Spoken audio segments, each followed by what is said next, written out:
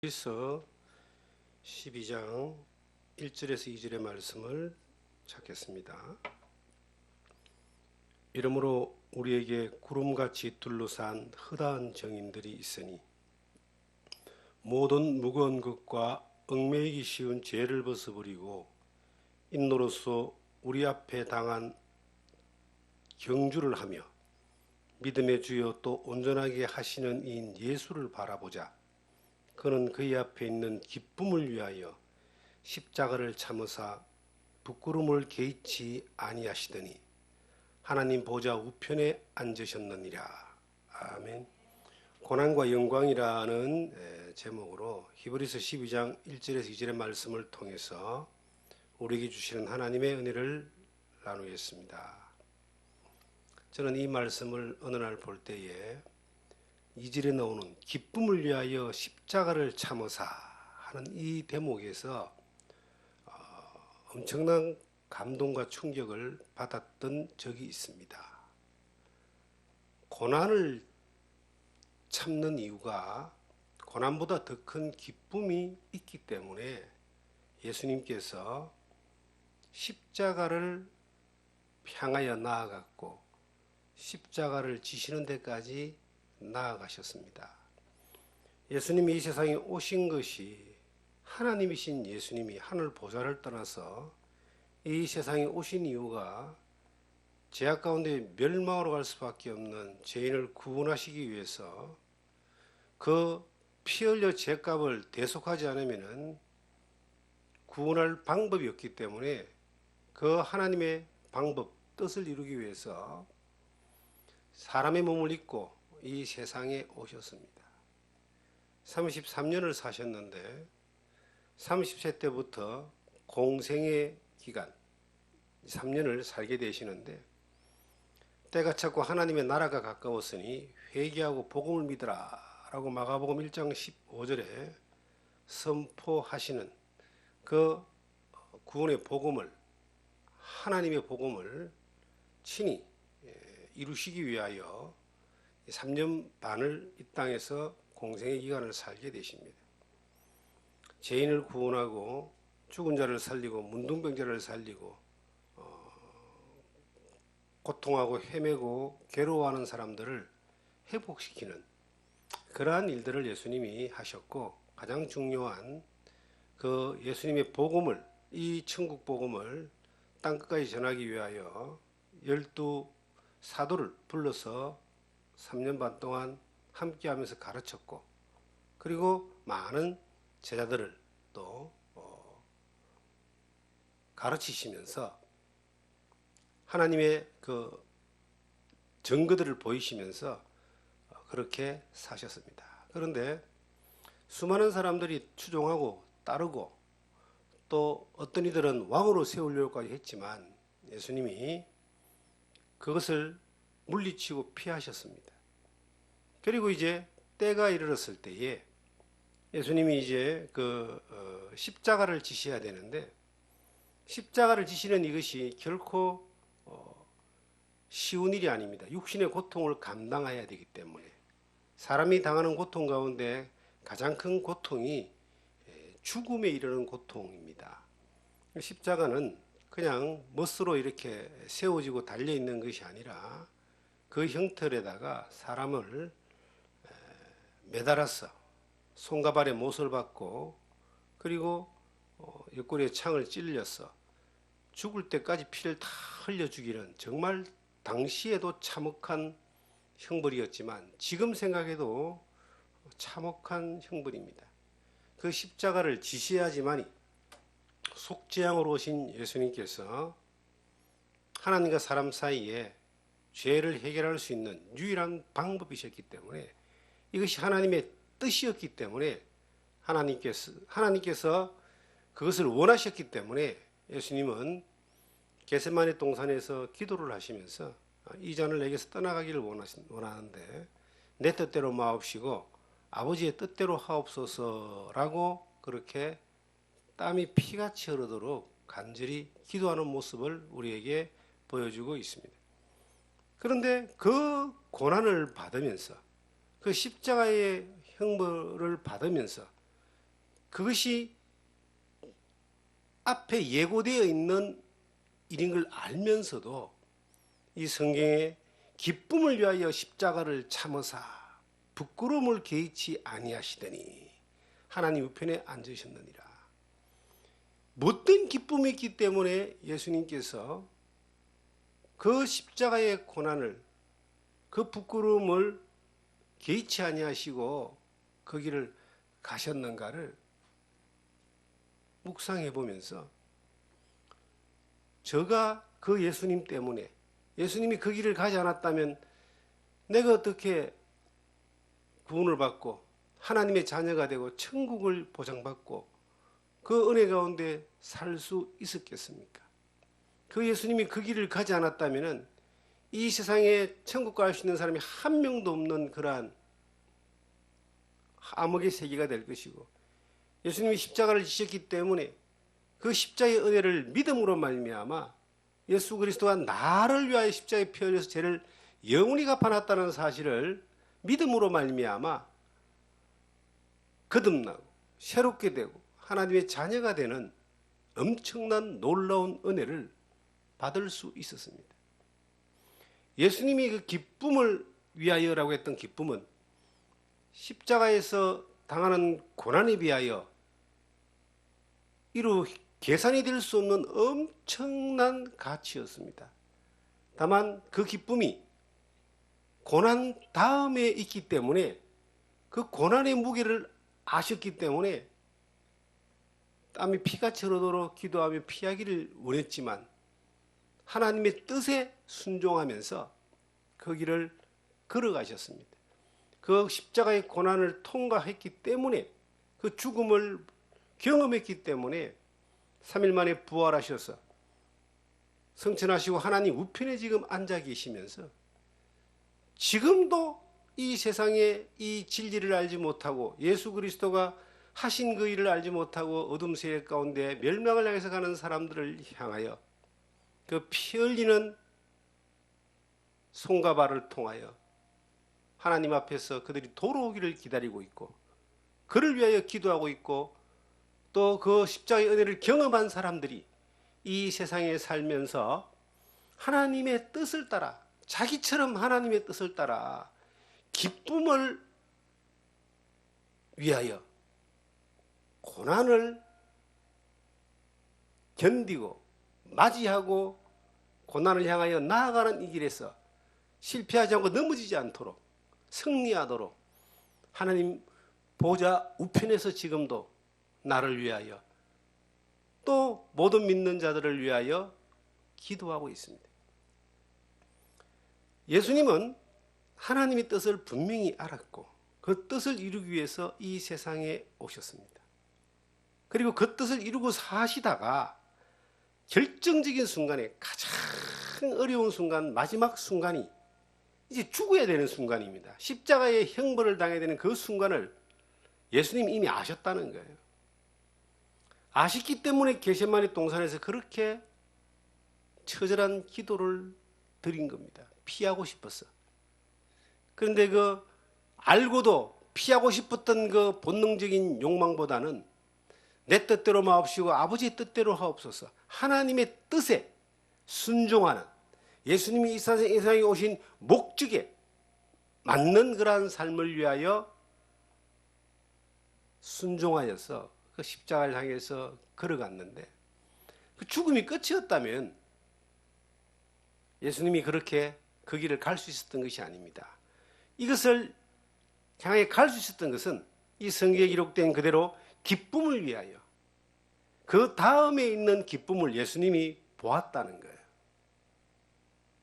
그 부활의 영광과 하나님의 보좌의 우편에 다시 돌아가는, 이 땅에서 하나님의 뜻을 다 이루고 죄인을 구원하는 일을 다 이루고 영원한 생명을 줄 수 있는 그 길을 다 이루고 하나님 우편으로 다시 영광의 보좌로 돌아가는 것을 아셨기 때문에, 그것을 보시고 아셨기 때문에 십자가를 피하지 않은 것입니다. 우리에게 오늘 이 성경은 말합니다. 믿음의 주여 또 온전하게 하시는 예수를 바라보자. 예수를 바라보자는 말은 그 예수님이 하신 것을 바라보면서 우리도 그렇게 살아보자. 이런 의미를 가지고 있습니다.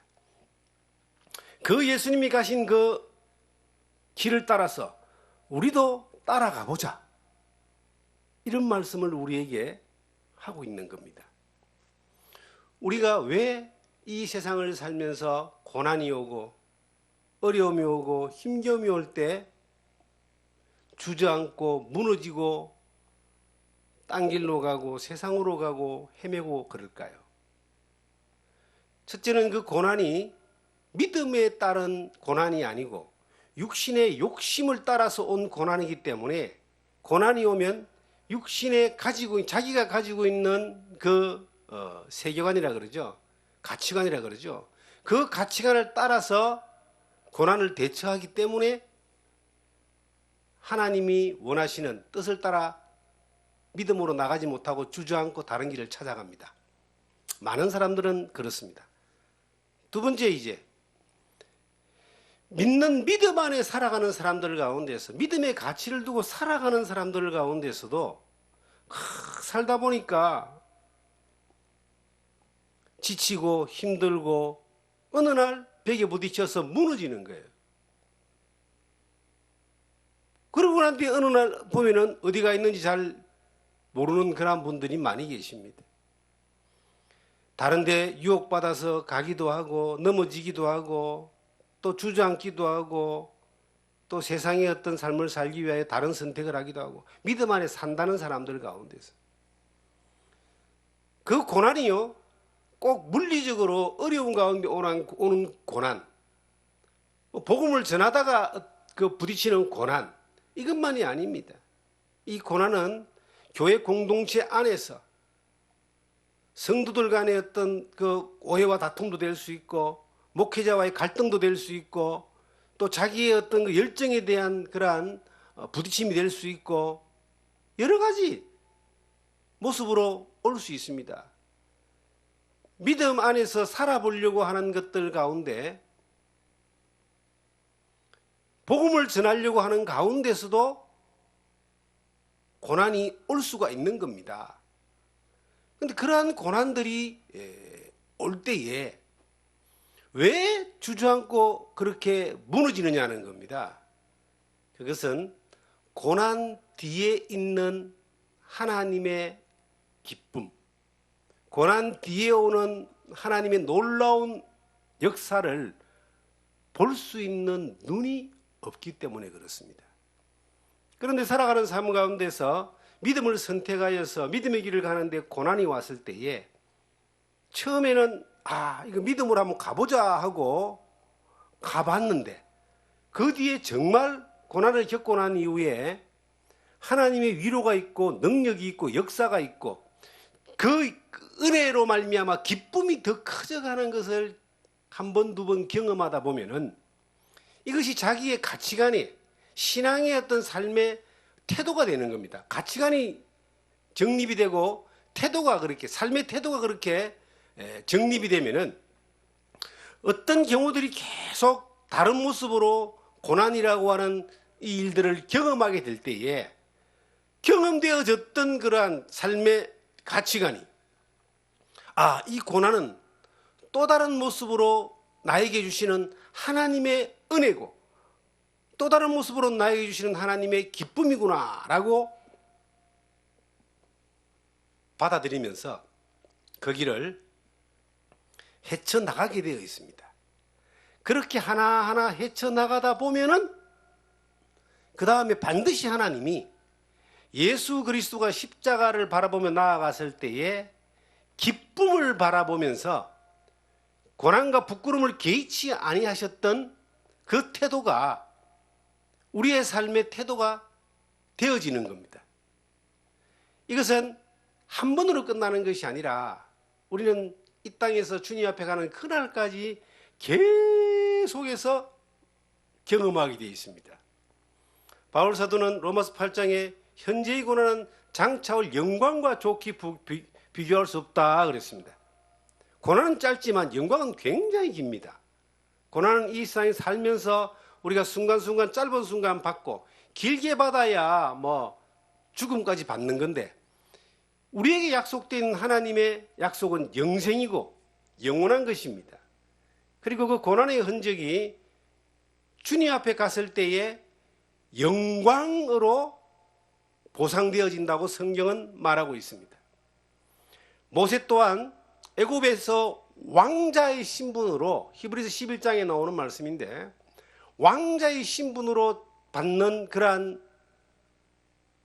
풍요로움보다는 그리스도와 함께 고난받는 것을 즐거운 마음으로 선택했다라고 하는 것이 이 바로 앞이니까 한번 히브리서 11장을 보시면 그렇게 기록되고 있습니다. 23절에 믿음으로 모세가 났을 때에 그 부모가 아름다운 아임을 보고 석 달 동안 숨겨 왕의 명령을 무수하지 아니하였으며 믿음으로 모세는 장성하여 바로의 공주의 아들이라 칭함받기를 거절하고 도리어 하나님의 백성과 함께 고난받기를 잠시 죄악의 낙을 누리는 것보다 더 좋아하고 그리스도를 위하여 받는 수모를 애굽의 모든 보화보다 더 큰 재물로 여겼으니 이는 상 주심을 바라봄이니라.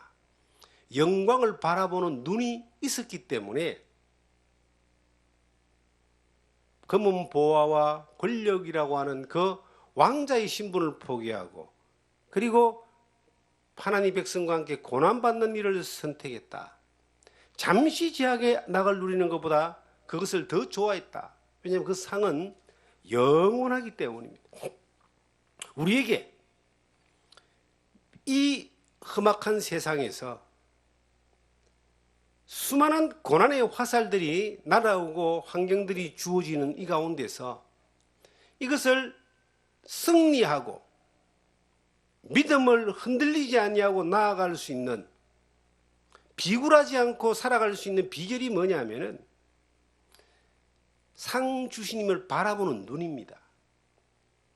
첫째는 예수를 바라보는 눈이고요. 둘째는 영원한 하나님의 나라에서 있는 영광을 바라보는 눈입니다.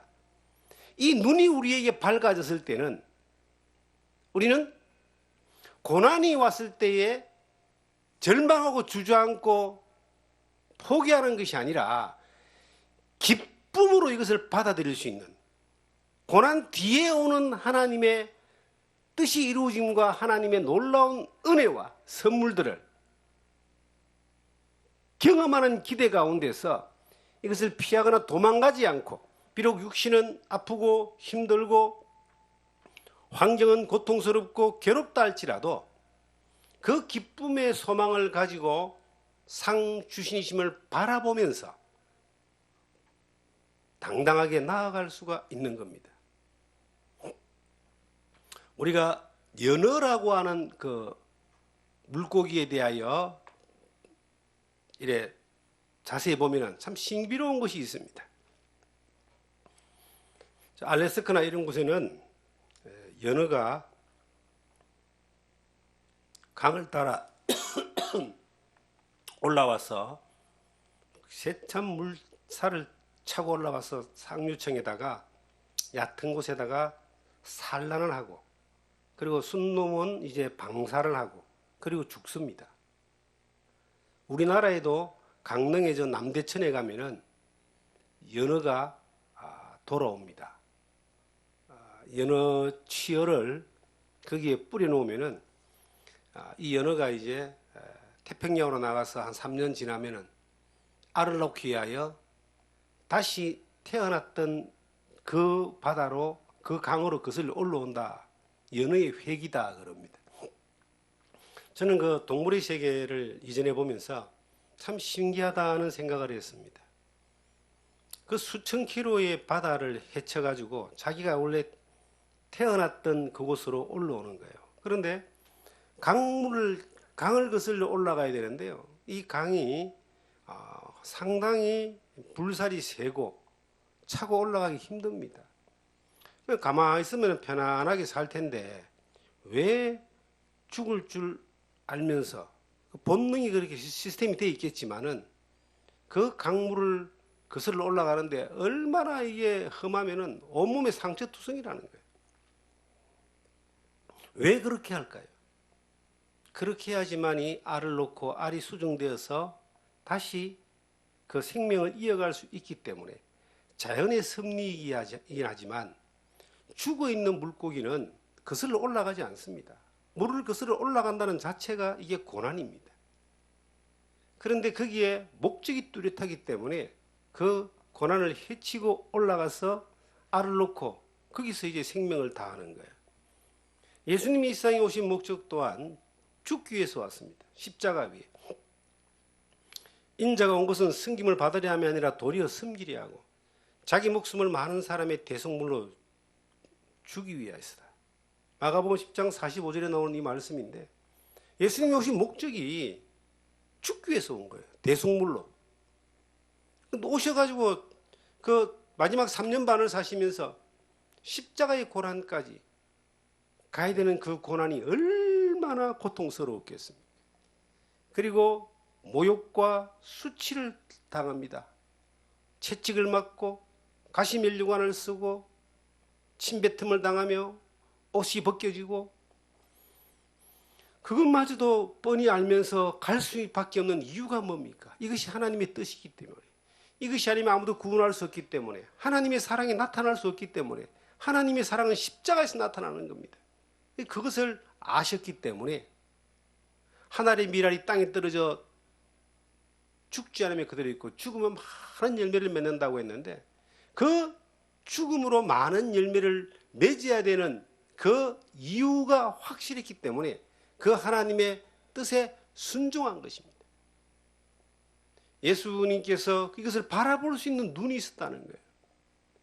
그 기쁨을 위하여 고난을 견디고 수치를 당하는 것을 개의치 아니하시고 그 길을 가셨습니다.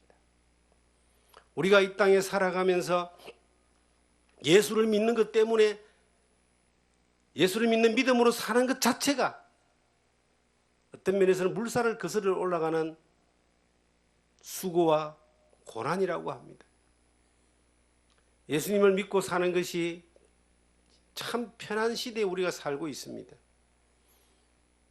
제가 1980년도 예수를 믿을 때만 해도 예수를 믿는다라고 하는 것은 유교적인 사고관 가운데 형성되어 있는 우리나라 사람들의 정서에 잘 맞지 않았습니다. 불교가 대부분인 그러한 시대에도 이 정서에도 맞지 않았습니다. 그래서 우리 윗세대와 주변 사람들에게 상당한 공격을 당하고 예수를 믿는다라고 하는 것을 표시하는 그 순간 어떤 사람들은 가문에서 축출을 당하고 집에서 쫓겨나고 매를 맞고 그랬던 이야기들이 심심찮게 있었습니다. 저 또한 그랬습니다. 그랬지만 그 예수를 믿는 것이 훨씬 좋기 때문에 더 기쁘기 때문에 나를 사랑하시고 구원하신 하나님 그 예수님을 너무 사랑하기 때문에 감사하기 때문에 그걸 견디는 것에 대하여 주저함이 없었습니다. 그런데 지금 이제 우리 전 시대는 그보다 한 20, 30년 더 전의 세대는 더 심했겠죠. 예수를 믿는 것 때문에 순교를 당했던 시대가 1950년대 그 6.25 동란 때에 그 공산당 세력들이 내려와 가지고 사람들을 많이 죽였는데 특히 교회에 예수 믿는 사람들을 집단 학살해 가지고 많이 죽인 곳이 여러 곳 있습니다. 우리 시대에는 어떻습니까? 우리 시대에는 예수를 믿는다라고 해서 누가 뭐 그렇게 심하게 고난을 주거나 고통을 주거나 하지 않습니다. 예수를 믿는 것 자체가 고난이고 주님을 따라가는 것 자체가 평범하게 사는 것이 아니라 물살을 거슬러 올라가는 삶이기 때문에 위험한 것이고 고난이 있는 겁니다. 생명이 있기 때문에 당연히 그 빛을 저항하는 세력과의 그 싸움은 있을 수밖에 없습니다. 영적 전쟁이 없는 것이 그것이 이상한 것이지 있는 것이 이상한 것이 아니라는 겁니다. 지금 우리가 사는 시대는 그러면 왜 이렇게 편안할까? 지금 우리가 사는 시대는 사탄이 마귀가 전략을 바꾼 겁니다. 풍요롭고 화려하고 아름답고 정욕적이고 세속적인 것들로 우리를 유혹하고 예수 믿는 사람들을 유혹하여 고난을 줍니다. 그 사람의 사고관을 음욕에 빠지게 만듭니다. 게임이나 이런 것, 인터넷 그런 오락물 이런 것들을 통해서 대리 만족을 하게 하지만 폭력과 음욕으로 자꾸 빠지게 만드는 거예요.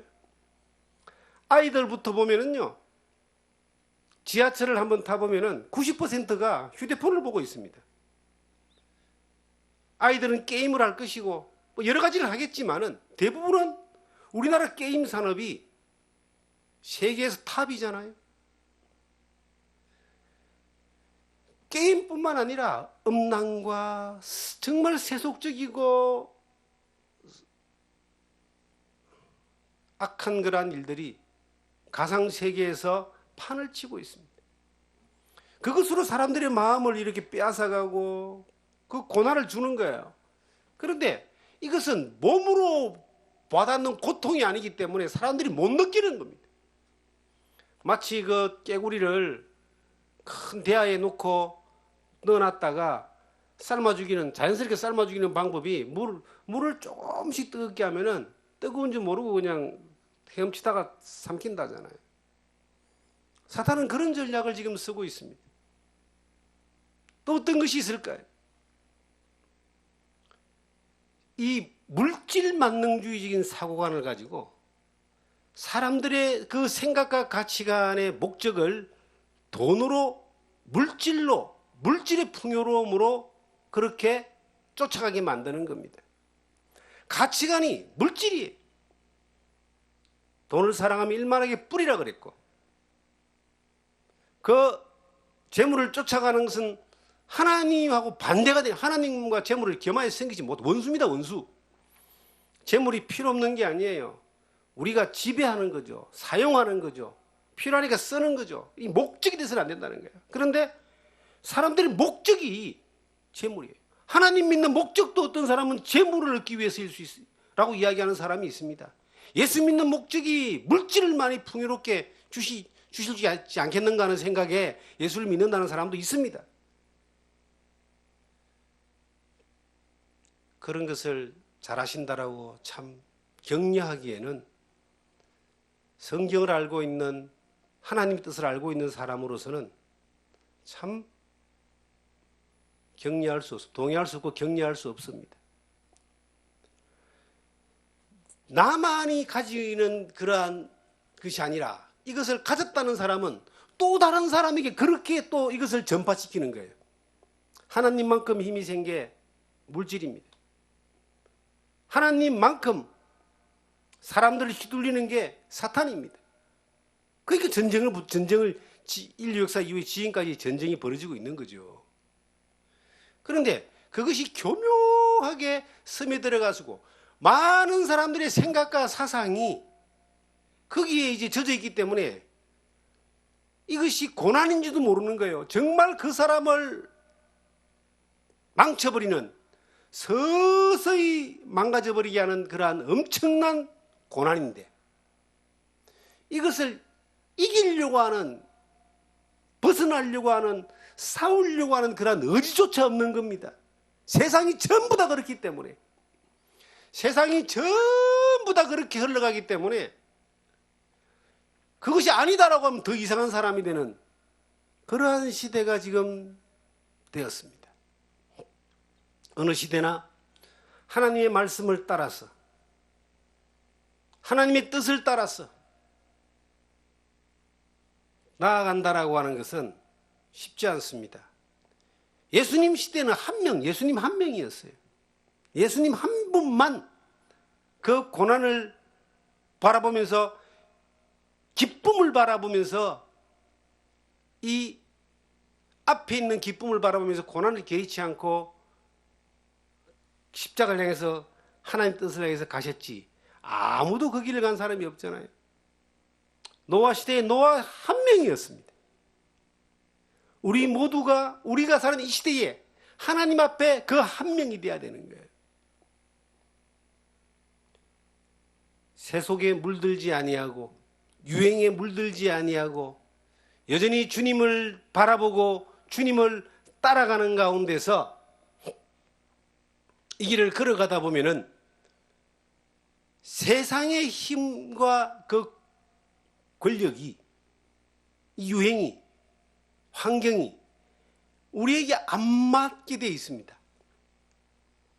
안 맞는 것을 이렇게 견딘다라고 하는 이것이, 그 길을 따라가지 아니하고 거슬려 올라간다고 하는 것이 비록 불편하고 힘이 들고 상처가 온다 할지라도, 그 고난이 온다 할지라도 기쁨을 바라보면서 하나님의 뜻에 순종하기 때문에 그런다면은 그것을 기뻐하면서 뒤에 있는 기쁨을 바라보면서 그 길을 향해서 나아갈 수 있는, 나아가는 그러한 우리의 모습이 되어야 됩니다. 예수님이 요한복음 17장에 보시면은 이제 십자가로 나아가기 직전에 마지막으로 기도를 합니다. 요한복음 17장 한번 찾겠습니다.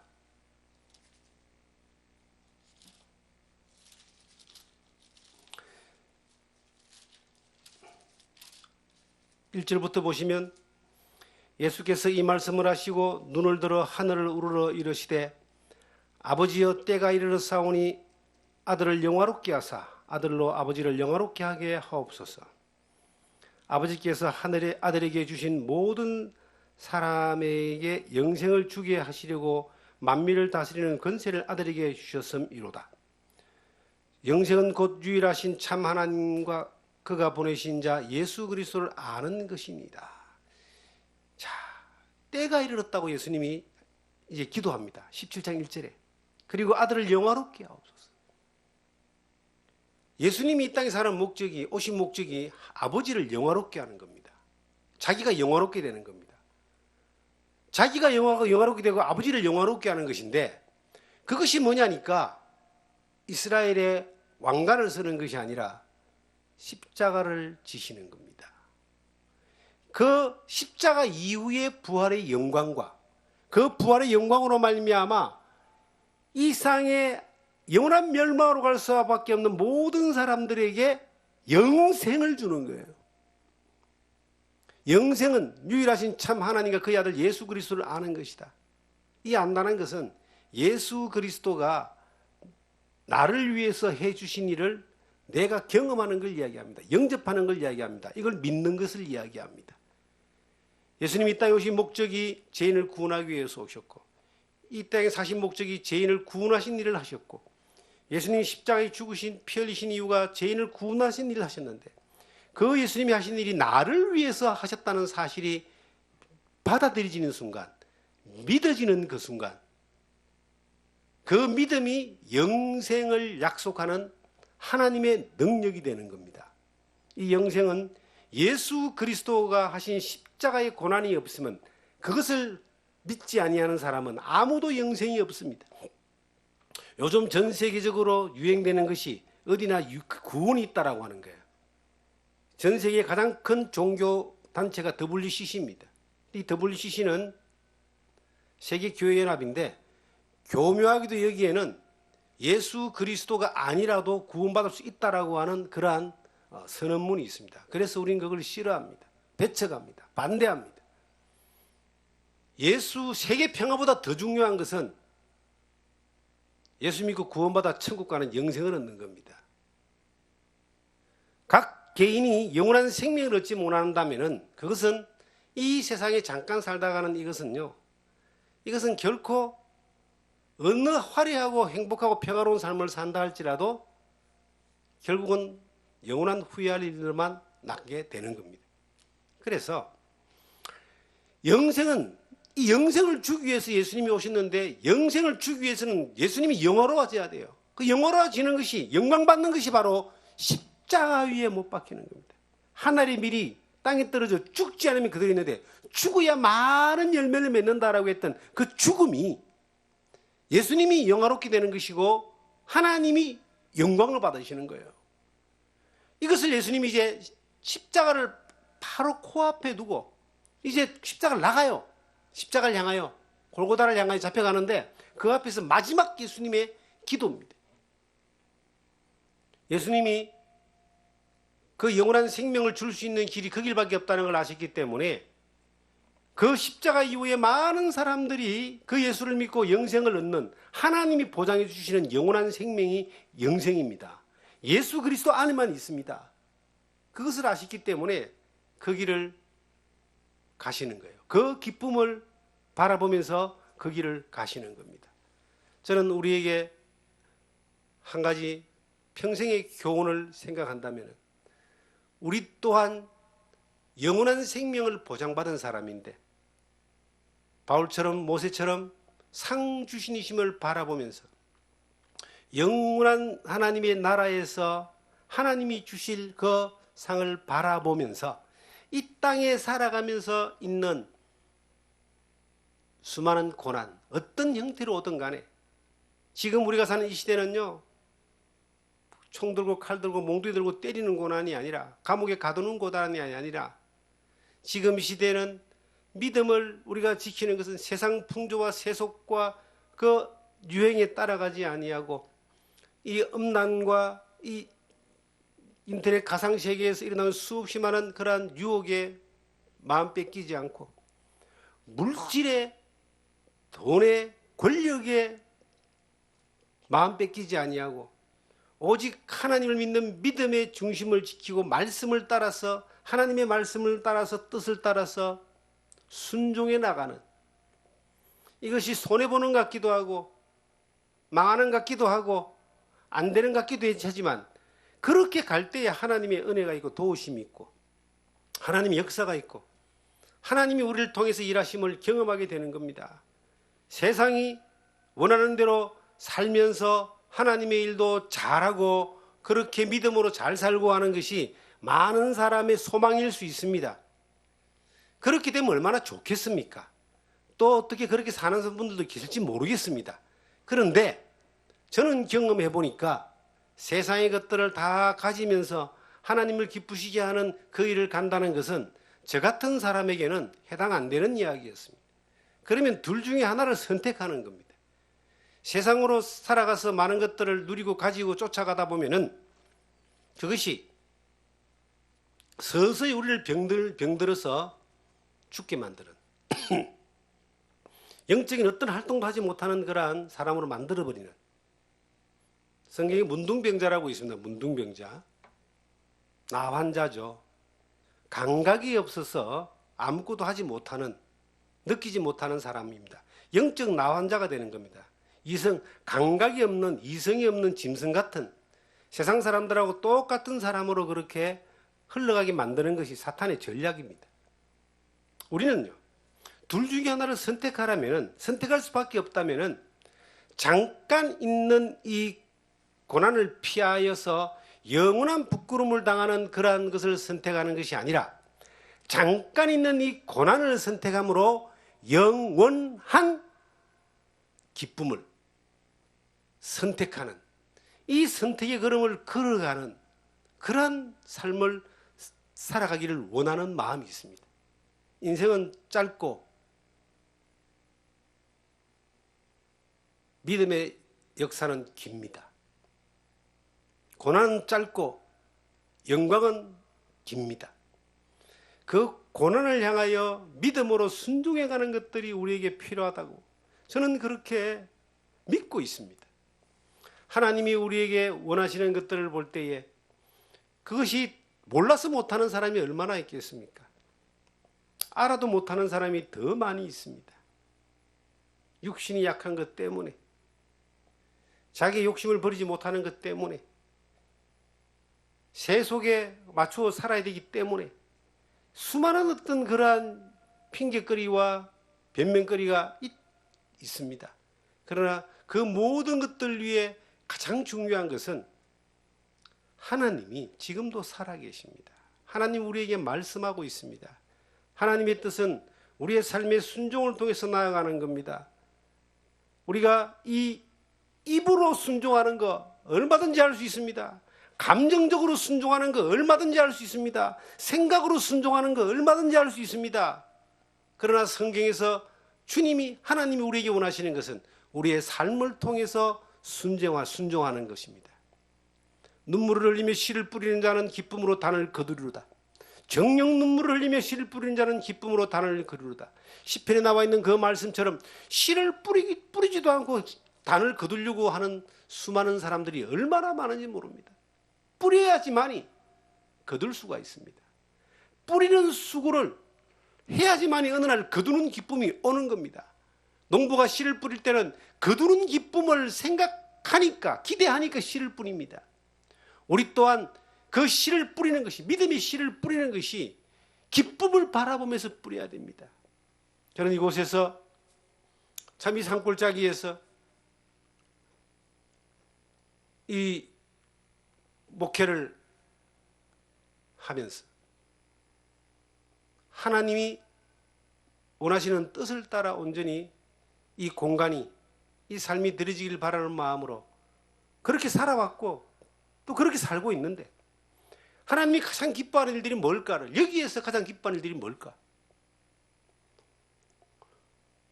하나님이 주신 그 사명을 따라서 하나님의 말씀을 전할 수 있는 사람들을 가르쳐서 세워서 보내는 것입니다. 그건 오래된 비전이고 사명이고 그 일을 해왔는데 그 일을 또 하게 하십니다. 한 사람을 가르쳐서 세워서 보낸다라고 하는 것은 주님이 이 세상에 주신 지상 명령이고, 그리고 어느 날 저에게 주신 하나님의 명령이고 사명이었는데, 이 일을 하는 것은요 쉽지 않습니다. 한 사람에게 복음을 전하는 것은 한번 전하고 예수 믿고 영접하고 구원받으면은 그거는 짧은 시간에 끝이 나잖아요. 그런데 한 사람을 가르쳐 세운다는 것은 짧은 시간이 아닙니다. 예수님도 3년 반이 필요했던 거예요. 바울도 에베소에서 고린도에서 3년을 가르쳤습니다. 계속 그 가르치는 그러한 일들이 더 많은 시간이 들어가는 거예요. 그 일을 하기에는 각오가 필요합니다. 거기에 고난이 필요하고 각오가 필요하고 대가가 필요하고 희생이 필요하고 순종이 필요하고. 근데 그 일을 해야 되는 이유가 뭡니까? 그 일을 했을 때에 그 세워진 사람을 통해서 다른 사람에게 복음이 전해지고 그 사람이 또 다른 사람을 가르치는 일들이 일어날 때에 그것은 하나님의 능력이고 역사고 기적인 거예요. 그 일을 바라보기 때문에 하는 것이죠. 할 수 있는 사람보다 어떤 면에서는 할 수 없다고 생각하는 모든 사람이 안 된다고 하는 사람들에게 예수님은 하셨잖아요. 베드로, 요한, 야고보, 안드레, 그들은 학자도 아니고 종교인도 아니고 그들은 뭔가 똑똑한 사람도 아니고 부자도 아니었잖아요. 그들은 어부였습니다. 그런데 예수님이 그들을 불러다가 가르치니까 그들은 이 교회 역사 가운데 기둥 같은 12사도가 되었고 놀라운 일들을 이 성경에 그들의 역사를 증거하고 있습니다. 천국에까지 가서도 그들의 그 삶이 인정되어지고 또 증거가 될 겁니다. 우리의 삶 가운데서 고난이 오지만, 비록 대가를 지불해야 되지만 기쁨을 바라볼 수 있는 눈이 있다면, 하나님이 영광 받으시고 영화롭게 하시는 그 길은 하나님의 뜻을 쫓아갈 때에 가능한 겁니다. 하나님의 뜻을 어긋나고 난 뒤에는 절대로 하나님 영광 받지 않습니다. 하나님의 뜻을 따라서 고난받는 일을 선택해서 그 길을 따라서 나아갈 때에 하나님이 함께 역사하시고 성령이 두루 역사하셔서 하나님의 약속하신 대로 일을 이루어 가시는 겁니다. 그 뜻을 이루어 가시는 겁니다. 하나님 영광 받으시는 겁니다. 우리가 각자 처해 있는 자리에서 우리가 정말 이 기쁨을 바라보면서 믿음을 따라서 순종하며 나아갈 때에 하나님이 우리에게 그렇게 나아가기를 원하시면서 보여준 것들이 분명히 우리 모두에게 각자에게 있습니다. 그 길을 따라 몇 년이 걸릴지 어떤 대가를 지불할지 몰라도 믿음으로 나아가 보십시오. 나아가 봅시다. 그러면 남녀노소 빈부 기천에 관계없이 노인이라도 하나님이 그 사람을 통해서 하나님이 영화롭게 하는 일들을 이루실 것이고, 아이들에게도 그것이 믿음의 선택이고 길이라면 하나님이 그 삶에 놀라운 능력을 보여주시리라고 믿습니다. 그 능력을 경험하면서 이것을 바라보면서 가는 눈이 우리에게 필요한 거예요. 눈이 없으면, 바라보는 눈이 없으면 결코 믿음을 따라 가지 못합니다. 삶으로 순종하는 선택이 없으면 결코 하나님의 놀라우신 능력을 경험할 수 없습니다. 이것을 바라보고 몸으로 순종하며 부딪히며 경험하며 하나님께 영광 돌리는 여러분과 제가 되기를 주님의 이름으로 부탁드립니다.